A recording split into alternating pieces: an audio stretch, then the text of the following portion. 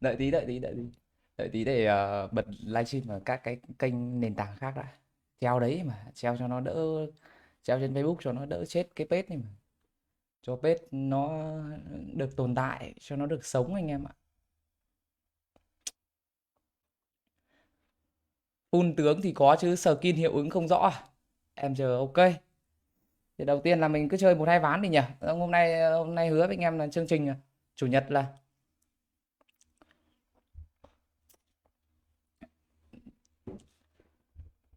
là tí là mở phòng để anh em giao lưu đúng không?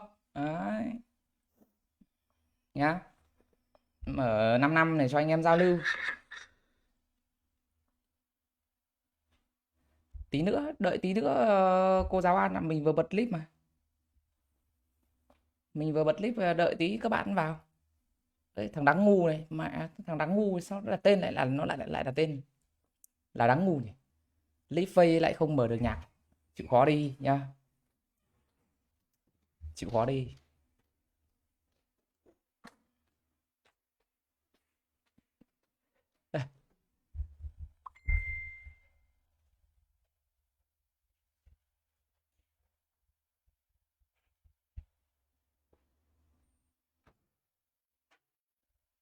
Thật luôn cái thằng đáng ngu này lại còn đáng khôn lắm mọi người ạ. Rất là bố láo luôn anh em ạ, rất bố láo, rất lao ca cho thằng đáng ngu này. Sao mẹ lại đặt tên là đáng ngu hả? Nhỉ? Thế có thằng cu, có thằng cu đặt ngay vào tên đáng ngu anh em ạ.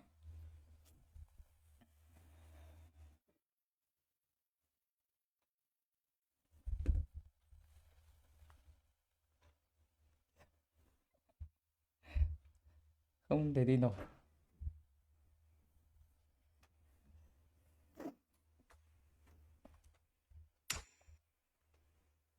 Tạp phòng nhá. Tạp phòng cứ vào chơi một vài ván để tí các cu tí cu téo vào thì tạo mở 5 năm nhỉ. 5 năm giao lưu tí. Có quả mẹ vòng quay may mắn mà nhá. Có quả vòng quay may mắn mà hôm qua tôi vừa setup được quả vòng quay may mắn cho anh em rồi. Đấy. Được chưa? Có quả vòng quay may mắn. Có, yên tâm nha. Tí giao lưu xong là có tí gọi là khai xuân, yên tâm đi. Đấy. Giải thưởng nó nhỏ nhỏ thôi, gọi là lì xì mấy thằng cu tí cu tèo thôi. Có nha. Bây giờ cứ tạo phòng ra nghịch nghịch mấy ván đã. Tao gọi là có quả kèo chống mồ hôi tay chúng mày ạ. Đó là bát gạo. Ừ. Đấy mình đéo nghĩ ra. Hôm nay thử phát mẹ cho một bát gạo. Đây bật cái mic lên để nói chuyện cô giáo An đã. Chết thật, không được nghe giọng cô giáo An là cũng hơi nhớ đấy anh em ạ. Là cũng cảm thấy là hơi nhớ đấy. Hello. Ôi ôi. Em chào nhẹ thôi, em chào mạnh quá anh giật mình đấy em ạ. Đừng có phát cơm chó à? Không. Tao mà phát cơm Đi chó Đồ thì Sơn nè. hả? Gì em vừa đi đâu? Đi Đồ Sơn. Đồ Sơn à? À, chưa đi chưa biết Đồ Sơn. Đi rồi mới biết là cũng cũng hơn Đồ Nhà đúng không? Không, em chỉ đi chùa thôi. Đồ gì em không biết, em chỉ đi chùa thôi. Đi chùa À, Đồ Sơn đẹp. đấy thì anh nghe các cụ bảo vậy thôi.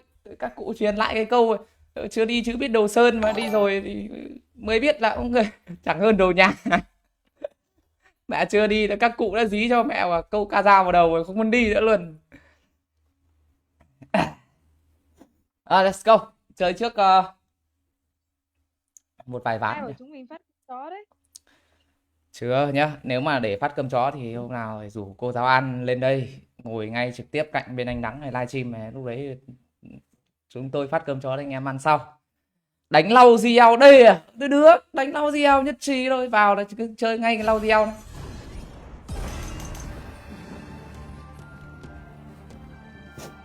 Ok luôn người anh em. Hữu Kha chứ. Hữu Khang, Hữu Kha. Hích lau gieo thì đánh lau gieo cái gì đâu.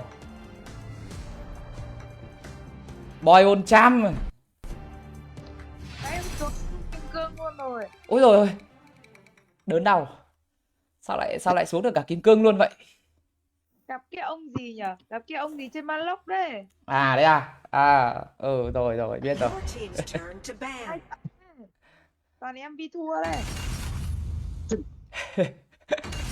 Sơn gà chip. Đẹp trai Đấy, nhỉ. đúng rồi, Sơn đấy. Cảm ơn người anh em. Sơn gà chip. Xong lại còn bà Rai Set Boy nữa đây. Bà Rai Set Boy. Chết rồi, không ổn.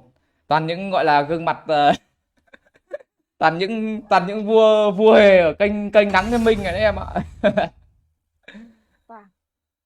Toàn. Toàn. It's your turn to pick. Rồi nhá. Chơi Chơi luôn lau cờ gieo, pick luôn lau gieo rồi. Ôi ôi, thì nick này còn không có skin lau gieo nữa. Thôi được rồi, chơi tạm cũng được. Cái chuông à? Lại lau gieo cởi chuồng em ạ. Đớn đầu. Lau gieo cởi chuồng. Your team's turn to pick. Lâu rồi em. Sao kênh anh nhiều đá thủ thế? Opponent's turn to pick. Em xem mấy thằng cu tí cu tèo nó chơi thì em biết rồi. Tên nó đặt tên thế luôn ý. Ngáo lắm. Chơi đá luôn đi. Ôi dồi ôi, hôm nay đi say xe gần chết. Thế à? Thế đi say xe này, ví dụ mà sau Team's turn to pick. mà quê nội con em nó có ở xa thì em đi cái kiểu gì? Đi máy bay à?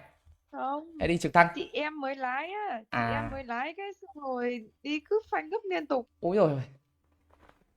Sao ạ? Nếu mà biết đâu đúng không? Biết đâu duyên số mà nó To pick. duyên số định mệnh, biết đâu quê nội con em lại ở Cao Bằng hay sao? Lúc đấy là từ Hải Phòng lên Cao Bằng là hơi Em xa này, đấy. em nhìn thấy anh đẹp trai hơn Độ Messi rồi đấy. Từ Hải Phòng lên đến Cao Bằng là hơi xa đấy nhá. Cộng trừ nhân chia vào là cũng rơi vào. Seconds remaining. Cộng trừ nhân chia là cũng rơi vào là 400 cây đấy. Lại còn Wildu đi dừng nữa kìa. Thôi và lại thôi, xong rồi, oảng rồi anh em ạ, oảng rồi. Lại trai hát rồi kìa. Lần này anh lại trai hát rồi. Vãi. Chưa gì game đầu là lại có mẹ quả kèo. Xong tí anh ơi cứu em. Anh ơi gánh tem đi. Nhây vẫn win à? Đấy. Nhây vẫn win. Anh ơi cứu em, anh ơi. Nhây vẫn win. Ok. Game đầu đã gặp ngay cu tí cu tèo rồi. Đớn đau đó. Ở ngoài bữa đi na được mà bữa nay đi đâu bình thường chứ. Ok, có gì đâu. Cứ chơi đi. Tí đừng vào đắng ơi. Tôi làm hết sức rồi. Bây giờ đắng gánh tem đi. Lội đắng hết. Welcome to Arena Tiếp. of Valor. Thắng thì thấy chưa? Mẹ giáo án này dị. Giáo án này tôi làm được. Will be deployed. Thua thì tại thằng streamer hết. Mẹ khổ. Rõ ràng. Rõ ràng. Rõ ràng. Engage. Rõ ràng. Thắng thì chẳng thế, chỉ thế bảo là streamer bú win thôi. Thắng thì lại streamer bú win ăn may. Thua thì là tại thằng streamer hết. Đúng đời. Đúng đời. Ôi, thế ai đi top đấy? Sao tự nhiên team lại thiếu mất một thằng ấy? À quên. Nhìn nhầm. Kia hai thằng kia đang đứng với nhau. Mình thiếu trời. Tưởng cái team mình thiếu mất thằng. Check ở nhà không có. Lú luôn anh em ạ, lú luôn đấy. Keep Oh. an eye on our Bùa đã đánh. golem. Đây, vào luôn. Thằng QC đang rình, nó đang chuẩn bị bướm vào đầu mình. À, nó xuống dưới rồi. First blood. Our Dragon Lane tower is under attack. Người cũng muốn bay cùng ta. Giòn với Alice thì đầu game thì cứ từ từ nhá. Cứ gọi chúng nó là bố đi em ạ. Tí nữa mình mới làm cha làm mẹ chúng nó được. Tẩy ta áp. Zone chạy về nhà mát mẹ rồi. Sự phán quyết của thiên đình. Retreat. Protect Alice. Zone về mách mẹ rồi.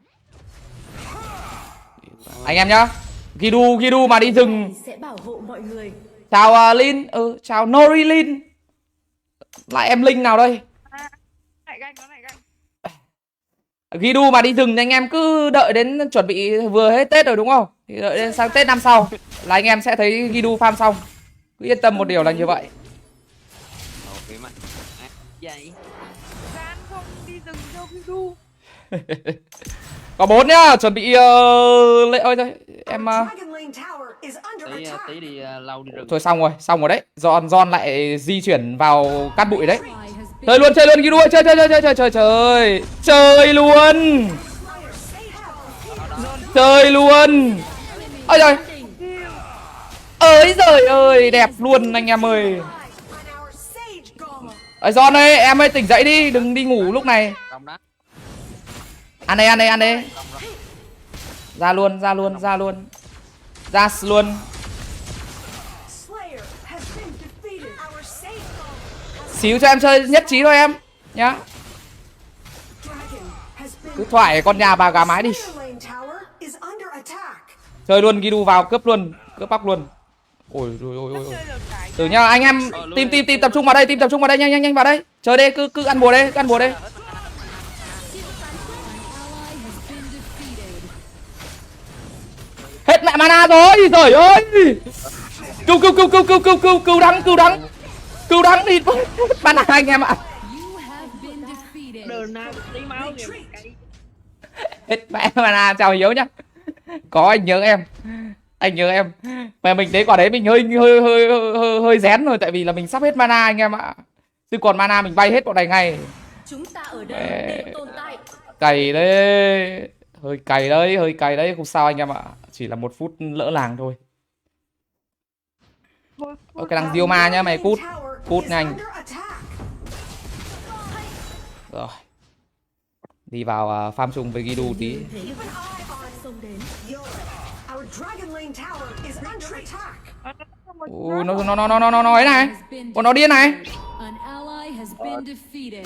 An enemy Đép hộ mid đi để đép đường rồng. Anh nhớ em Hiếu ạ, anh vẫn đang nhớ em. bảo hộ mọi người. AD của em 13 rồi. Thời gian.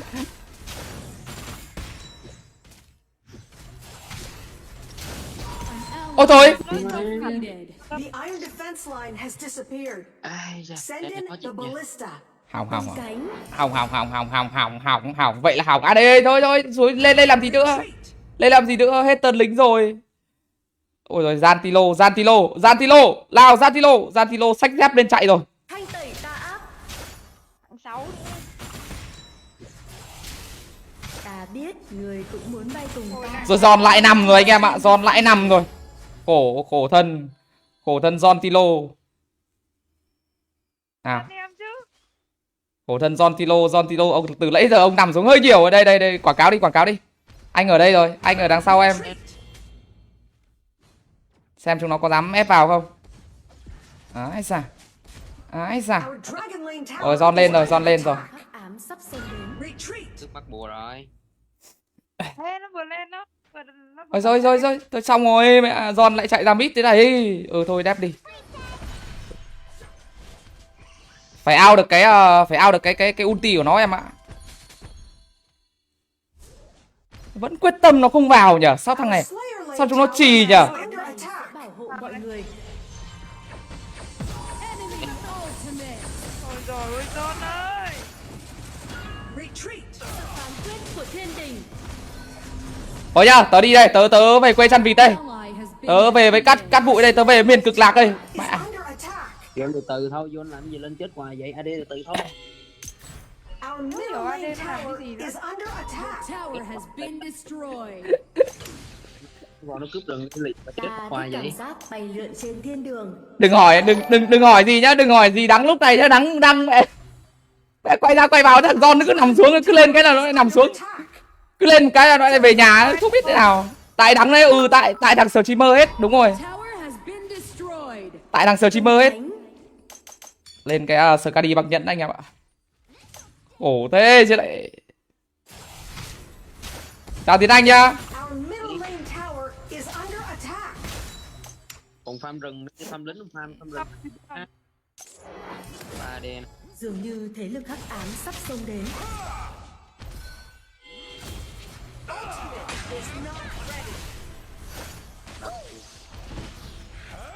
dragon has been defeated.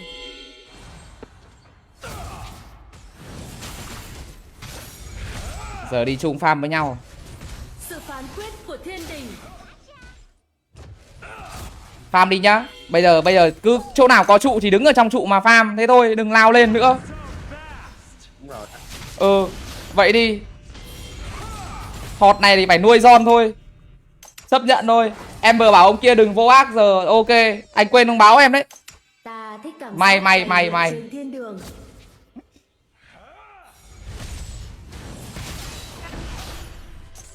Alo. Đây. Rồi. On my way. Ngốc mất rồi.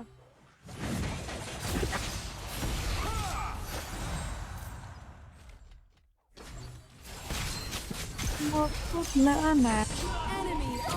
Ui, Our middle lane lên tower 16 is rồi. under attack. Ok. Ghi đuôi. Cố lên. Hả? Cố lên. Đâu xem John nào. Rồi John 1-6 rồi. Cứ bình tĩnh anh em. John chúng ta mới 1-6 thôi. Chưa có gì cả. Biết vậy nhưng phải giữ. Thanh Nó tẩy biết cỡ này mà. Đấy thằng kia thằng chim lợn kia đang lấy góc ấy.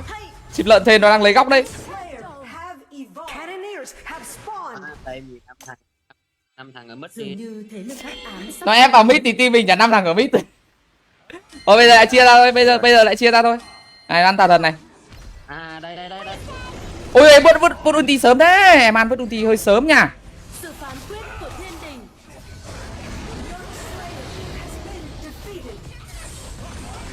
Enemy Vậy mà ultimate. thấy chẳng Mà em ăn vứt ulti sớm quá rồi ơi, chúng nó đã chưa đã gì đâu. Vứt ngay quẳng ngay, vứt phí ngay cái ulti của Galit kìa. Trời ơi. Bình tĩnh thôi, nhìn một tí. Ready. Our middle lane tower is under attack. Có quả để hỗ trợ anh, để anh bay để em ném bố rồi. Clear minions in nói. Slayer lane. Thôi được rồi, không sao, vẫn còn John anh em ạ. Tôi vẫn tin vào John. On Chỉ my cần way. John lên xong cái diệt thần cung thôi On the tower. là chúng ta lấy lại thế trận ngay. Rồi bây giờ cứ làm con chúng nó đi. Là lúc đó trụ không còn nữa. Ui,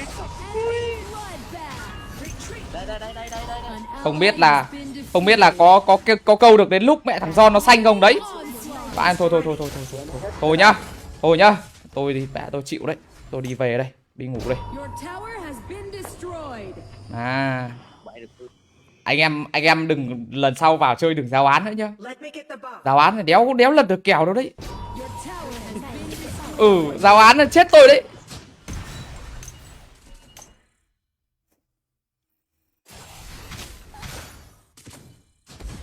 Our base tower is under attack.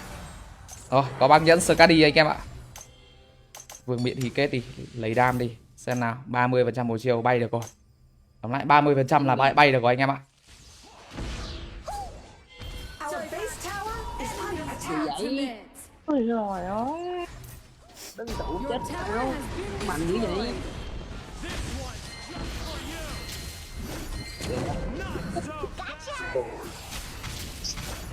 Chơi này. Hay quá, đúng rồi Giang ơi, đúng rồi, hay quá. enemy onslaught. Our base tower is under Defeated attack. an enemy. An ally has been defeated. Nào, gọi tên đắng cái mình đi nào. Trời ơi, thì chết hết ulti rồi. 6 giây bình tĩnh anh em, từ từ. Phát này tôi làm được. Anh em đợi tôi tí. Đây rồi, quay lại đây. Đi, mẹ mày xong rồi con ơi. Má nó chạy được anh em ạ. Cho đắng múa cái là biết ngay đúng không? Đắng chỉ cần được múa thôi là bọn này nó biết vấn đề ngay. Ám sắp xông đến. Nhưng mà mẹ cu John đôi 18 rồi, mẹ John này. Tin em đấy. Tin tao à? Tôi tin ông. Enemy dominated. Tan khổ vãi. Tôi tin ông. Ta biết người cũng muốn bay cùng ta. Thanh tẩy ta. Retreat. Thua rồi mượt đấy à? Đang cố gắng đây anh em, đang cố gắng cứu lại cái thế trận này đây. Sự phán quyết của thiên đình. Đang cố gắng cứu lại cái thế trận, anh em yên tâm, tôi tin là tôi làm được, anh em phải tin tôi. Anh em đồng đội tin tôi, viewer tin tôi. Mẹ tôi sẽ làm được. Má mấy thằng này bay dẹo luôn. Dăm ba cái thằng. Flicker is not ready. Dăm ba cái thằng này đáng bay rồi, hiểu vấn đề ngay anh em ạ. tung cánh.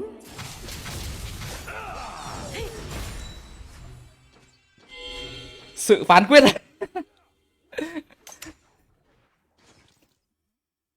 Nào, chúng nó ăn tà thần hay sao nhỉ? Có sai này. Chạy mẹ rồi. Slayer has been defeated.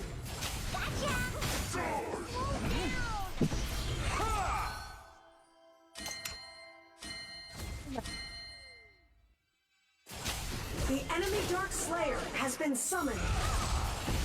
Dường như thế lực hắc ám Đây rồi. sắp xông đến. Đây rồi anh em ạ, đây rồi. Đâu nhờ, giờ lên băng xương luôn đi. Giờ băng xương luôn đi. Để ao nhây đi.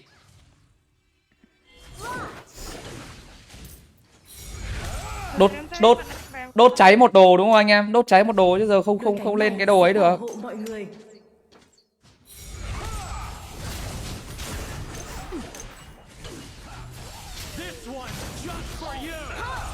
Holy Dragon has been defeated. Xem John có diệt thần cung chưa? Cố lên John đây.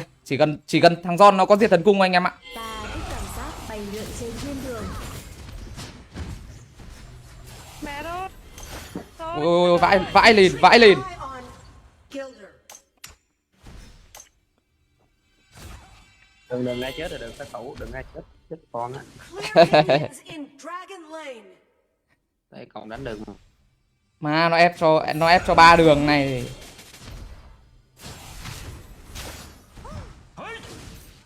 Đường dưới này, Dioma mình bay được nha. Dioma này là nó mà dí vào là mình bay được nó nha. Quyết của thiên đình. Thanh tẩy Our đã. base tower is under attack. Dường như thế lực Đó. hắc ám sắp xông đến. Ai chết rồi, giết cô à? Trời phạt. Tôi đang chết luôn rồi. Phán xét shut down. Shut down. Hay. Vẫn là ok nhá, đường dưới nhá, John xuống đường dưới luôn nhá. Thanh tẩy tà ác. Chia ra thủ. Rồi, John xuống dưới đây. Ok đấy. Rồi. Lên cua rồi. Xong cái turn này là ok rồi, đây rồi, có ulti rồi này. Mọi người. Băng lên từ từ. Ui. Anh chơi được. Trời phạt.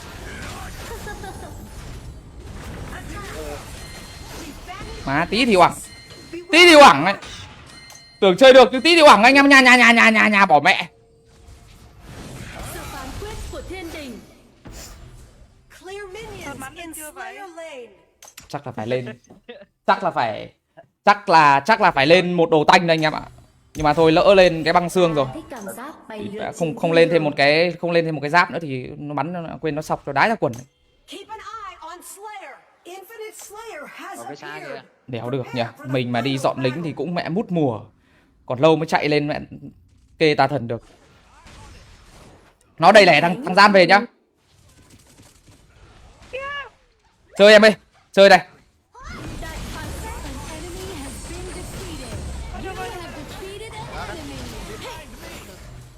Sự phán quyết của thiên đình. Nào các em vào đây. Các bạn vào đây. À mày tao điên rồi đấy. Tà thần đi.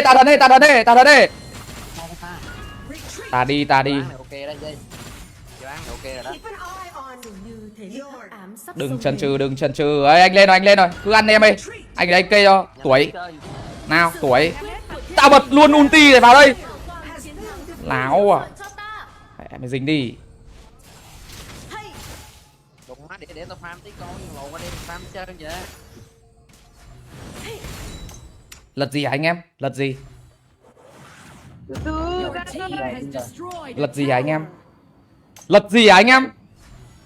Defend the Yeah. base. Ta biết người cũng muốn Tao bay chạy cùng ta. Giờ lên cái gì anh em nhở? Lên tanh không? Lên thêm một đồ tanh không? Hay là mẹ lên quả giáp hồi sinh? Anh em, Không lên. Sự phán quyết của thiên đình. lên cái gì? Defend the base. Not ready. Thành ra Ta thích cảm giác bay lượn trên thiên đường. Tôi đốt cháy giai đoạn kiểu mình đang thọt ấy. Lên sớm cái băng xương rồi thôi, rồi lên tanh đi, lên cái giáp giảm tốc đánh đi. Our infinite slayer is pushing. Tung cánh. Sao? Đẩy mid nhá, đẩy mid này ép vào mid này, lính con tà thần chuẩn bị lên này. Bắn trụ đi Don, bắn trụ đi. Bắn 2 phát là đi trụ rồi. Đó. Ok, đang lên tanh rồi anh em ơi, đang lên tanh rồi. À, thằng ngu này. Bách đầu à? Không, nó không bách được đâu. Cứ đẩy mid đi em ơi. Win chứ còn gì nữa. Không, thằng Na nó không đẩy được, lính đang chặn rồi, lính tà thần đang chặn rồi, không sợ. Đẩy đi. Mày bay đi. Chả win như còn gì nữa.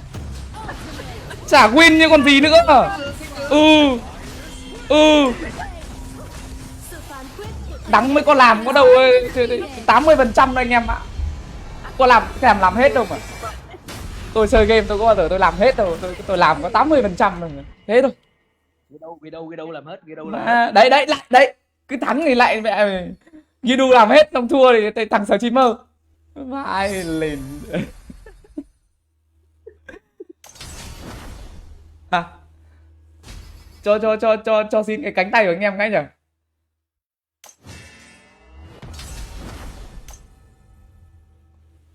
Thôi, trận này xin phép gọi là làm 20, quên nhầm, làm 80% thôi nhá.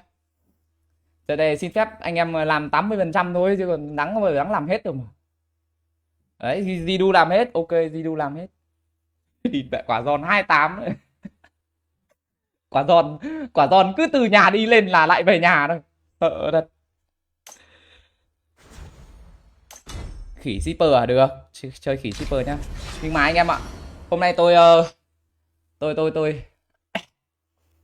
gọi là gì nhỉ? Hôm nay tôi gọi là tôi lướt TikTok, thế là tôi lại biết được một quả thằng khỉ nó lại để vào đi mẹ, hút máu anh em ạ. Nó để 16% hút máu, nó bựa kiểu gì ấy. Đây nhá, để tôi thử nhá.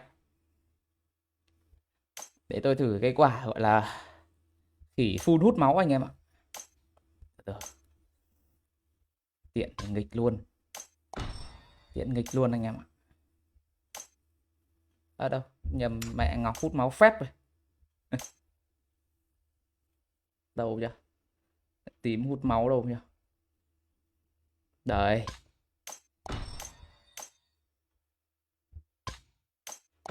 Gidu gánh mà, Gidu làm hết trận rồi, thằng Lao Gieo nó có làm cái gì đâu. Thằng Lao Gieo độc ngồi chơi. Thằng Lao Gieo độc có ngồi farm lính mà, nó có làm gì đâu.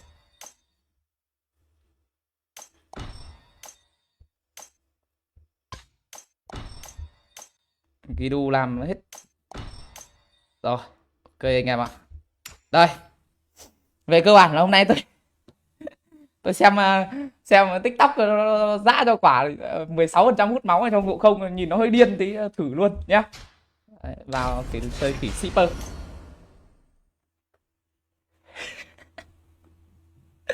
Vào đi anh em ơi. Tôi đã bảo anh em là win. Tôi đã bảo anh em là tôi sẽ cố gắng hết sức, tôi làm để cho cái trận đấy nó win. Anh em cứ không tin tôi, đúng không? Chắc là vừa nãy nhìn là thấy là mất niềm tin rồi đúng không? Biết thừa.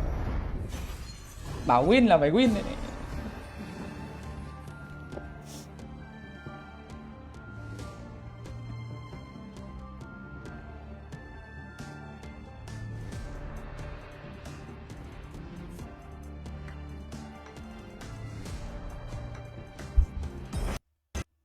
Chào Hin nhá. Chào Hin. Chào em Hin. Đưa con Ngộ Không vào đây. Mà Ngộ Không đi top. Ngộ Không đi top nó bự hơn anh em ạ. Ngộ Không đi Your top bự team's hơn. turn to ban. Tôi thích cầm con Ngộ Không đi top. để em cầm ăn ra em nhảy lên đầu anh. Thôi. Xin người trao cho tôi. Trao cho tôi. Mẹ cấm cụ Ngộ Không rồi, trời ơi, đang đi đánh Ngộ Không má cho nó. Thôi lại chỉ tôn kiếm tiền đâu, đá ra đi.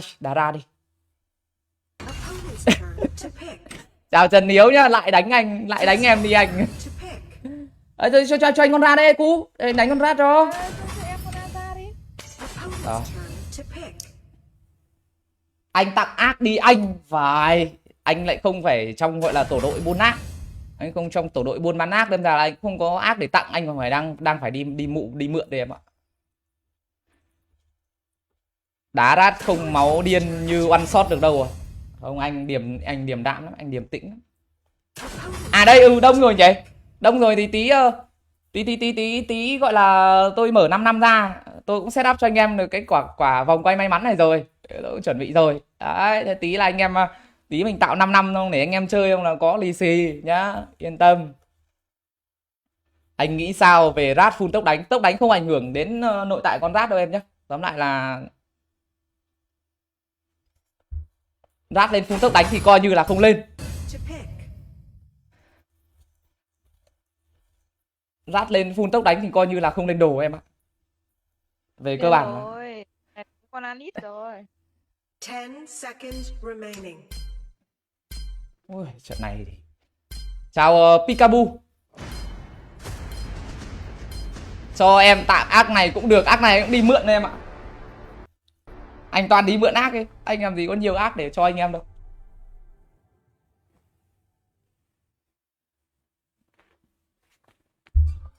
Không đá đổ đầu ra ta thì bỏ rát đi anh này. Đây cho anh em, tôi thể hiện cho anh em xem.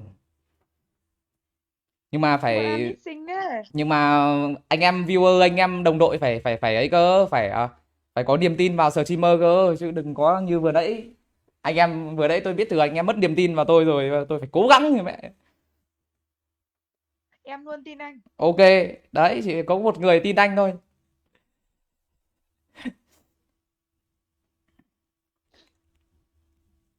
Chơi rát Em dích cầm rắc đi à? Thôi. Em Thôi. cầm thanh tẩy, cầm cả giải để lên đầu anh. Ok nha. Red team Em lên đầu của Flortilo hoặc là em lên đầu của Gian ấy. will be deployed. Cứ lên đầu anh thì anh combo xong là anh chạy đấy. Prepare to engage. Wing Bubble, Là tốc biến chứ. Wing Bubble. Hả? Combo xong tốc biến hả? Ấy. Anh combo xong là anh chạy đấy. Sao anh tốc biến luôn gì? Ừ đúng rồi, chạy luôn đi.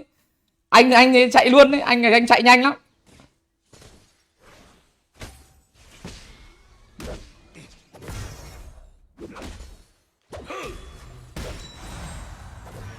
Mẹ đá còn trượt đây các cụ ạ. Và Aileen. Ok. Từ. Không được. Đây này. Mình ấn nhầm mẹ vào đây này. Sao? Rồi, ok đấy. Được rồi anh em nhá. Được rồi đấy. Mày láo à? Mày láo với ai à? Thằng chim cánh cụt này. Nó về đây. Nhanh, ăn nhanh không nó về. Mẹ, mày ta đá cho hỏng người luôn. Đâu rồi, thằng chim cánh cụt đâu rồi? Ok, đấm đi. Chim cánh cụt này. Mẹ sút thì cho như con luôn. Chim cánh cụt à? Nãy là setup nhầm thôi nhá. Chim cứ mình Nãy là chú setup nhầm thôi. Chim cánh cụt à? Ultimate is not ready. Chào anh em nhá. Chào mừng anh em đến với livestream của tôi nhá. Ui ơi, Ultimate is not ready. làm sao mà bắt được anh? Mẹ, mày ẩn thân như ninja luôn, ninja skull luôn. Dragon and Slayer have Anh em thấy chưa? Archit làm sao nó dám đánh tôi? our Sút nó như con ngày. is under attack. Dragon has been defeated. vừa đây. Quên mất không giải cho Gian. Ui địt mẹ. Ôi quên mất em về với đây. Biệt ra. Sao em quên nhiều thứ thế em? Em quên nhiều thứ đấy. Em có quên anh không đấy? Đừng quên anh nhá. Không tí em nhớ nhảy lên đầu anh phải Không, đừng anh bảo em đừng nhảy lên đầu anh combo xong anh chạy nữa. Không, thích cũng không được, không cho em nhảy lên đầu anh chạy ngay.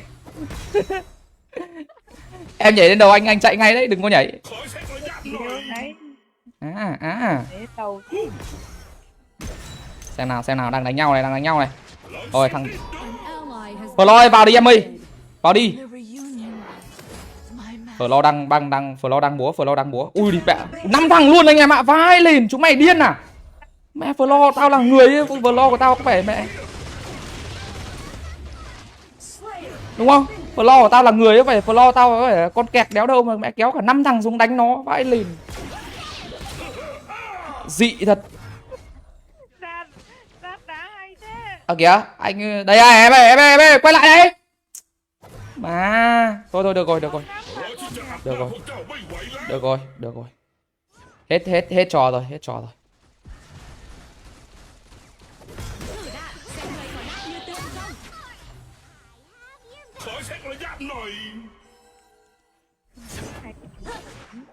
Anh không đáng tin.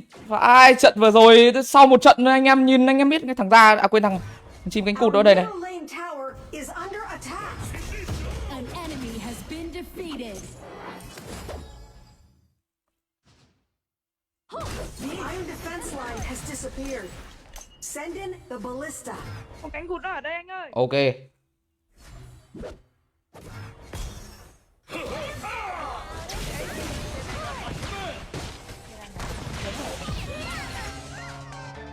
Đây này. Tôi đã bảo với anh em bao nhiêu lần rồi, kỹ năng nó nằm trong đây này. Làm sao giết được tôi? Đúng không? Làm sao mà chúng nó dồn chết được tôi? Thôi. Mà Nên cứu đấy. võ công cao cường. Cái gì? Quả đấy anh chạy được sang bụi là anh sống rồi. À đây không nên cứu chết đâu. Anh chạy sang bụi anh sống rồi, anh cần quả đấy em lên cứu đây là mất hết sách vở của anh rồi. Anh thắng bốc phét ít tôi à? Mẹ chúng tí nó lại kéo cả 5 thằng. Tí chúng nó lại kéo cả 5 thằng, chúng nó lại đấm nho.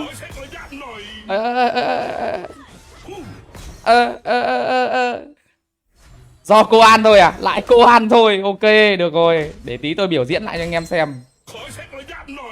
Team nó dồn lên này. Vậy nên anh ơi. Thấy rồi. Ultimate is ready. Nào. Ai à biết luôn à? Ghê nhở. Ôi đây đi, con mẹ quảng rồi.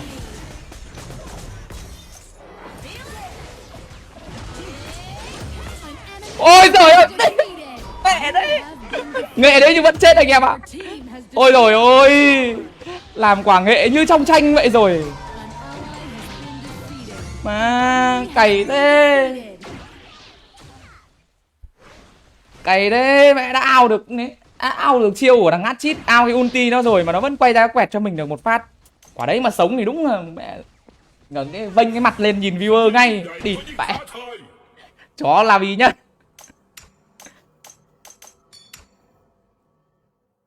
Nhá. Quả đấy mà sống là mẹ đúng vành cái mặt lên nhìn viewer một nửa con mắt luôn đấy. Thôi, đéo sống được. Ơi, chim. Bình tĩnh chim ơi. Bình tĩnh. Dragon has been defeated. Đây có cánh không anh? Hả? Có cánh không? Đây là cánh cụt đó. Thằng đấy cánh cụt đấy, chim cánh cụt đấy.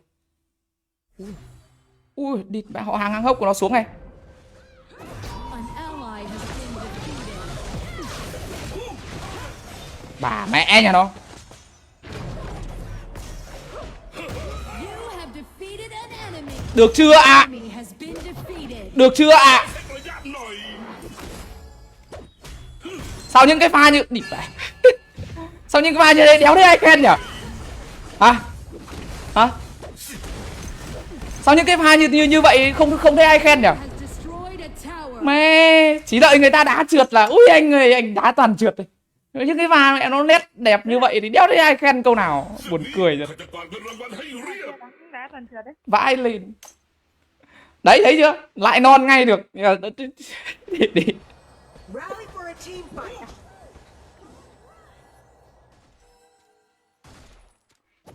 You have defeated an enemy.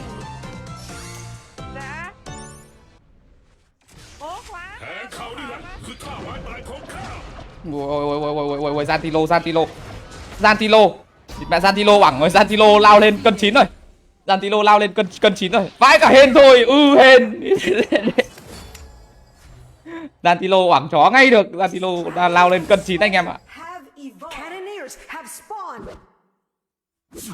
วิ่งเบาๆวอร์มร่างกายก่อนสู้สักหน่อย Này xem cướp con blue anh em xem này. Ôi giời, Zamba thằng Atchit đá như con ngay, nó trên kia rồi. ลอยไปได้ Thôi anh. Mà nhá. Been defeated. Anh chết rồi. Gì đây? Địt con mẹ, đéo biết che mặt đi đâu, đéo biết chui xuống đâu luôn.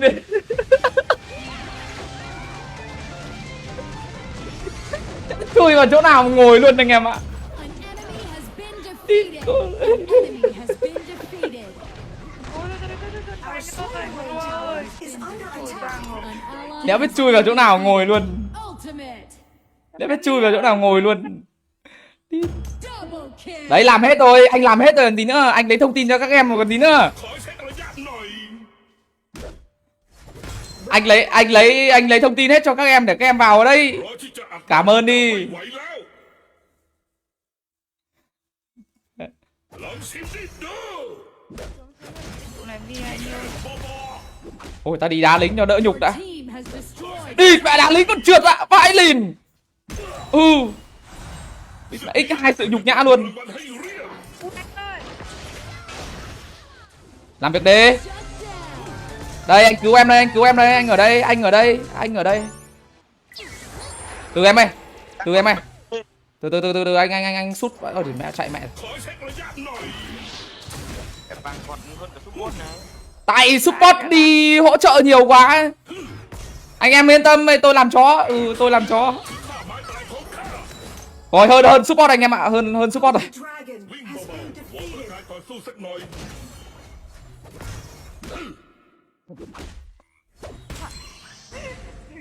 Our Slayer Lane Tower Kìa is anh không under ăn trụ đi attack. anh ơi. Anh ăn nào được trụ? Nghỉ yêu. Your team Anh has ăn thế nào destroyed trụ? a tower. Your Ui tower mẹ has lại thọt vàng hơn SP rồi. Vãi. Sai bật ulti. Em thấy nó không có dấu hiệu vào đá anh. Thế à? Nó định vào cái mặt đi. Rồi đâu em đi xuống đây, em đi xuống đây. Is not ready. Đây anh ở đây anh chặn chốt cho. Coi Thằng nào ra lò gió đây tao đá chết luôn. Xem người còn nát như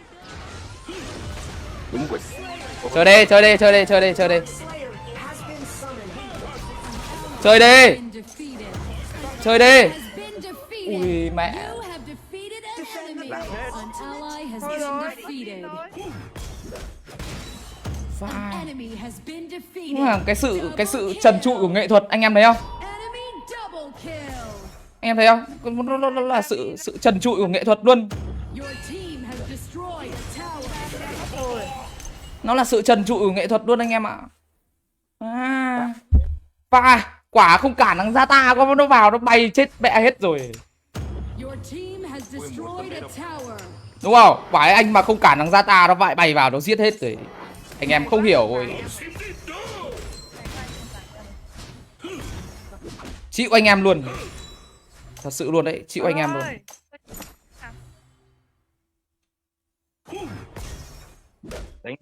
น้ำไปดีทำลิงก์ไง Đi.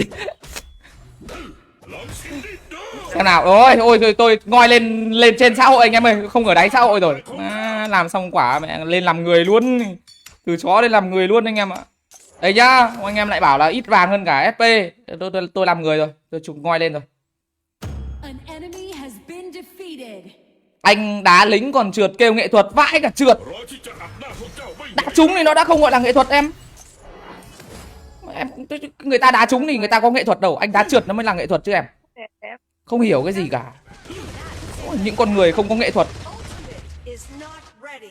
Ai cũng đá trúng thì lấy đâu ra nghệ thuật nữa em. Bây giờ mình không giống người ta thì mình mới tạo ra được nghệ thuật. Đấy gọi là sự trần trụi của nghệ thuật. วิ่ง Anh เบา nói ๆ các em bao lần วอร์ม rồi. ร่างกายก่อนสู้สักหน่อย Anh có thích đá trúng có gì đâu mà. Nhìn này. Đá con lính mà không trúng nữa thì còn gì mà nói đúng không? Nhưng mà đây là mình tạo ra nghệ thuật anh em hiểu không? ศึกนี้ข้าจะกวาดเงินรางวัลให้เรีย đầu บ cắp này đi. ลองชิมดิดู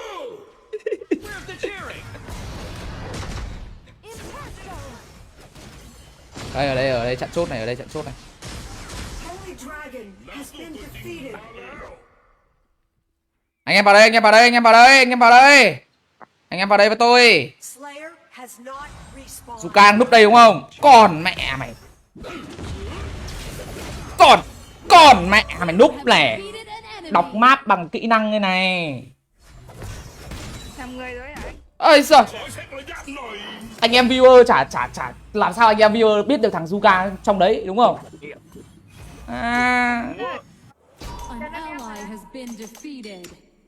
kỹ năng có thừa luôn. คือท่าไม้ตายของข้า Kỹ năng có thừa luôn.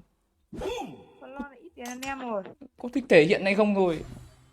Đúng không? Anh em làm sao biết thằng Zuka trong đấy? Còn tôi đọc nó như quyển sách giáo khoa này. Retreat. Bắn đi cho lộ. วิ่งเบาๆวอร์มร่างกายก่อนสู้สักหน่อย Một.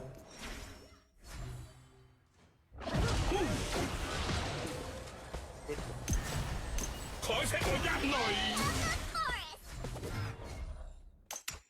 Biết mà, lại biết mà.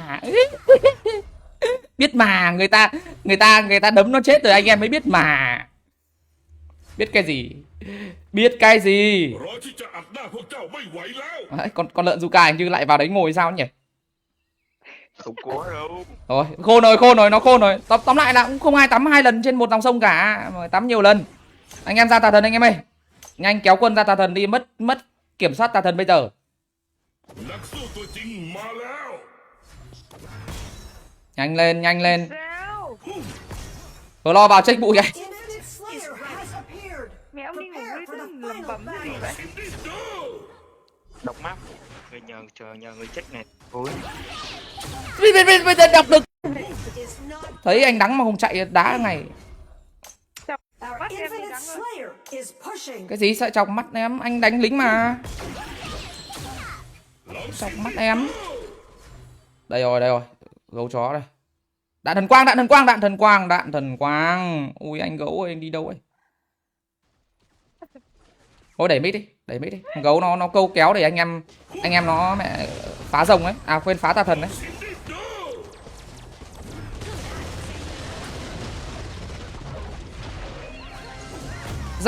ู Gian tilo. Ôi. Sao quay lại đấm thằng gấu đó.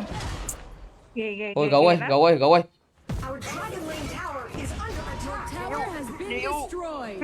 Mà mày lượn nhiều đấy thằng ngu này. Mày thích lượn, mày lượn với tao này, lượn này. Onslaught.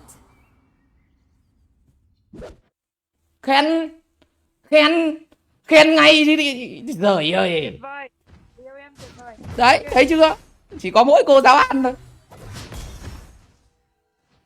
Chạy làm sao được? Anh đuổi, anh dí nó thì nó như chạy mẹ lên cuộn luôn. Chạy về Cà Mau cũng không chạy được nhá. Cũng là số 1. Ok. Thôi anh số 2 thôi, Bác Hồ số 1 em ạ. Cái gì cái thì Bác Hồ vẫn luôn là số 1. Has destroyed a tower. Đuổi hộ chú Đắng. Has been defeated. An enemy has been defeated. An ally has been defeated.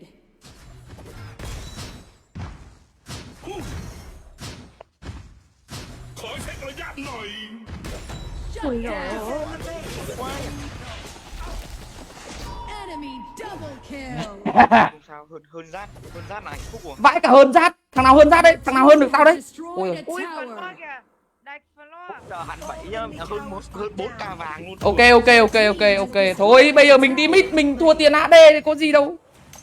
Không nhục. Không nhục. Đấy, nói chung là nó thua từ đầu. Nó là một cái điều tự nhiên. Người ta ai cũng thế thôi, xuất phát điểm từ con số 0 đi lên nó mới quý, nó mới là đẳng cấp. Chứ ông muốn đi lên từ vạch đích luôn này. Thôi nhá. Đang Đúng không? em kìa. Bây giờ mình phải chui xuống đáy xã hội, thằng Zuka lên chắc lên choi chứ không lên choi thì mày chết con mẹ với tao. Sút cho phát chết luôn. Cú này. วิ่งเบาๆวอร์มร่างกายก่อนสู้สักหน่อย Từ từ nhá, có hạng họ bọc cho nó nhá. Mình đấm nó là mình chết ngay đấy. Đây rồi, anh em ạ, để tôi đấm thằng Zuka này. Em nhảy đầu anh nhảy đầu. Không, đừng. ศึกนี้ข้าจะกวาดเงินรางวัล Đây, anh ở đây là anh đấm được thằng Zuka kiểu gì chả chạy ra đây. Nó chạy ngang qua đây ngay mà. Chim đỡ đi để đường nào. Zuka đi về mẹ rồi, trời ơi.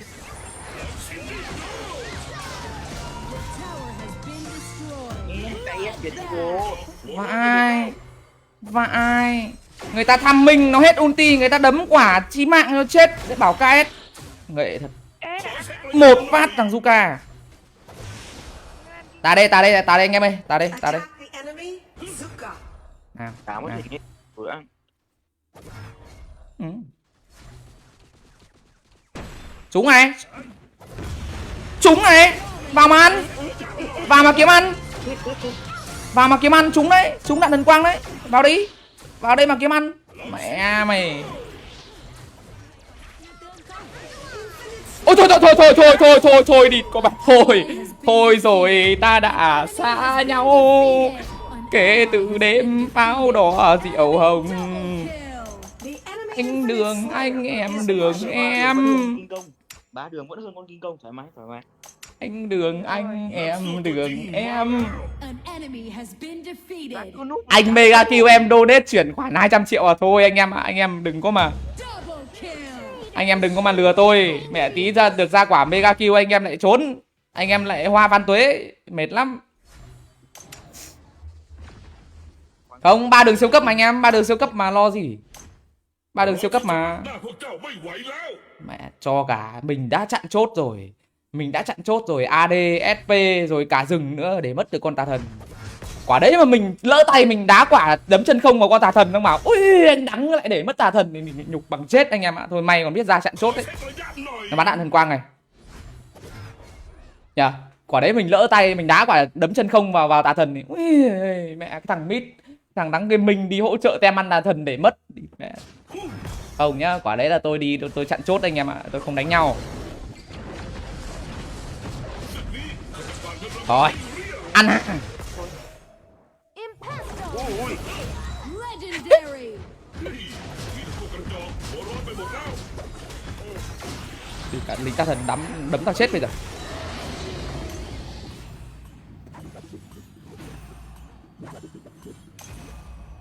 Cái đéo đây.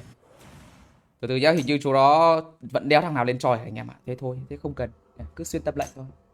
Đắng hôi lông à, kệ tôi. นักสู้ตัวจริงมาแล้ว Tôi hôi lông kệ tôi. Đá rát có 12.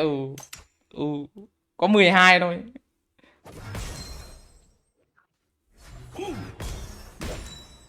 Em neo con nào cái đầu cây nhỉ? Em leo đầu Flo với Gian, một trong hai thanh niên đấy thôi. สักหน่อย Nhưng mà nó ngáo lắm. Đấy, trong bụi, thằng gấu vẫn trong bụi, mày vẫn còn ngồi đây được, thằng gấu này.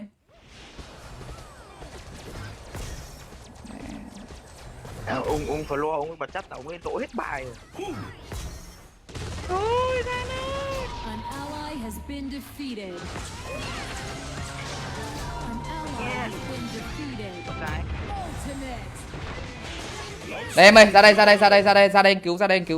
Thằng nào dồn lên, đá chết luôn. แผนเขานี่แหละคือท่าไม้ตายของข้า Nào, gấu lại làm gì anh gấu? Anh gấu lại làm gì đấy? Ai à, anh chạy đâu? Anh chạy được không? Hả? ยกนี้ข้าขอแล้วนะ Hả? Anh chạy được không? MVP á, MVP trận này làm gì có cửa vượt mặt Đắng Game Minh. Hả? Thằng nào đòi MVP trận này? Trời ơi, Đắng còn ở đây, Đắng còn ở trên cái bản đồ này còn đòi MVP. has not Đùa. respawned. Xin lỗi cuộc tình đi. ศึกนี้ข้าจะกวาดเงินราง Ui วัล mẹ tí thì hoảng đấy cô giáo An ạ. Em không còn thanh tẩy, không còn giải đâu nhá. Bán đi, lên cái khác đi. Ơ kìa, ai ra đây với cơ động bắn đồ chứ em. ลองชิมดิเด้อ Chuẩn bị tà thần này các cụ ơi.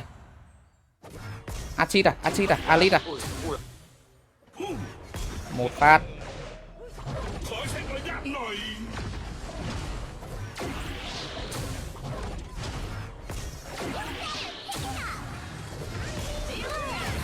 Enemy has been defeated. Buồn lận này. Double kill. Our infinite slayer is pushing. Ui mega.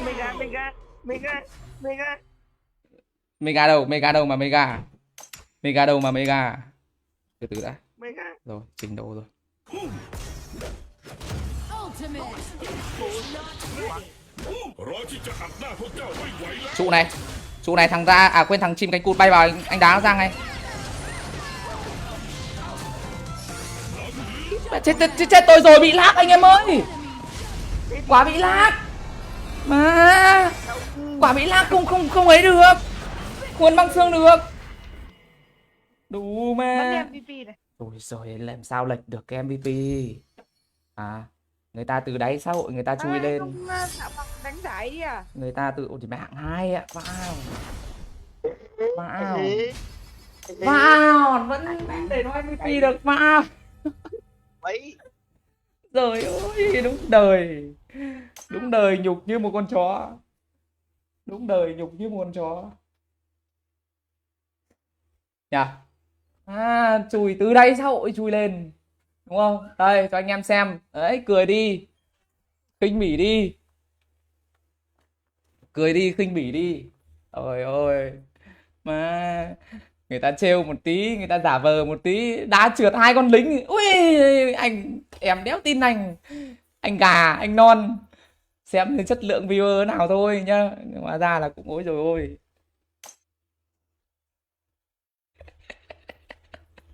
Ôi tao 5 năm nhỉ.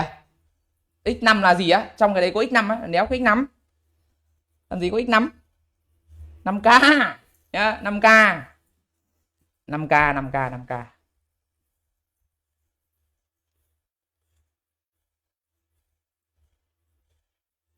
Chào Linh nhá, chào em. Thôi tạo phòng 5 năm nhỉ. Tạo 5 năm để anh em vòng quay lì xì. Đấy, rồi chuẩn bị tạo phòng 5 năm để anh em vào chơi thì cũng phổ biến luôn. MVP thắng cho ra quay lì xì. Đấy, banh kinh tiền mặt luôn nha. Ok chưa? MVP đội chiến thắng. Thế bây giờ anh em muốn anh ngồi bình luận hay là muốn anh vào chơi cùng cho nó vui? Đấy, tùy anh em. Nào, bây giờ anh tạo phòng ra, anh em muốn anh vào chơi cùng hay là anh ngồi bình luận để cho anh em vào giao lưu với nhau. Đây cũng chỉ là tạo phòng 5 năm giao lưu thôi. Không có tài khoản thì sao anh? Thì tùy em.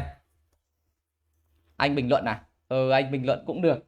Đấy, thì đến khi ra MVP chiến thắng cho quay vòng này. Đấy. Vào cái nào thì ăn cái đấy, coi như là lì xì đi.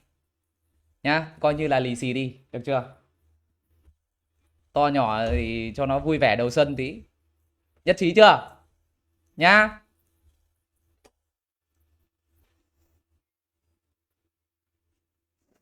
Anh vào em giết luôn à? Bây giờ tùy anh em. Anh em muốn anh chơi cùng hay là để anh ngồi anh bình luận nào? Anh em vote đi.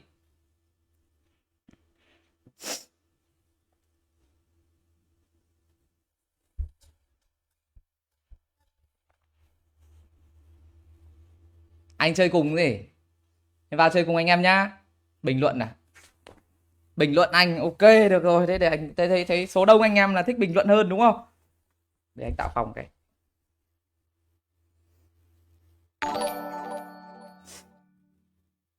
Lụm nhẹ MVP leo chiến tướng à? Ok đấy, anh tạo phòng này anh em vào nhá. Thế được rồi, đây anh ngồi bình luận cho anh em. Được.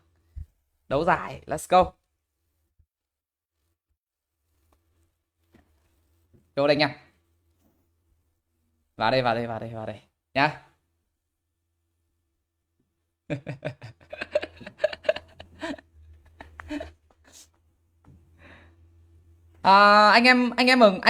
Anh em vào không được thì anh em ở ngoài xem nhá, tí mình vào nhá. Chỉ để một mình anh ở khu vực bình luận thôi. Ok. Đâu.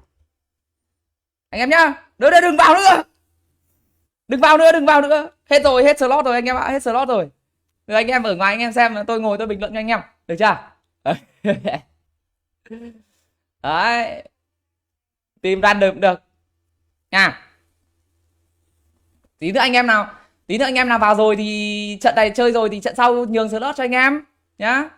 Anh em nào đây mình phổ biến lại như này, mình phổ biến lại thể thức chơi như này, xong lại anh em vào giao lưu với nhau đầu xuân năm mới. Chào Michael Đắc. Rồi từ từ anh phổ biến lại đã, thì là anh em vào giao lưu với nhau đầu xuân năm mới như anh đã hứa với anh em rồi. Đấy, sẽ tạo 5 năm để cho anh em chơi, và khi kết thúc trận đấu xong ai MVP thắng thì chúng ta sẽ ra đây, chúng ta có cái vòng quay may mắn này anh đã setup rồi. Đấy, quay được giải thưởng nào thì anh sẽ trao giải thưởng cho cái bằng đấy cho cái người MVP thắng trận đấy, được chưa? Đó, ví dụ như anh ăn 50k này, đúng không? Đấy, vậy đi, có chút lì xì nho nhỏ để cho anh em giao lưu cho vui, được chưa?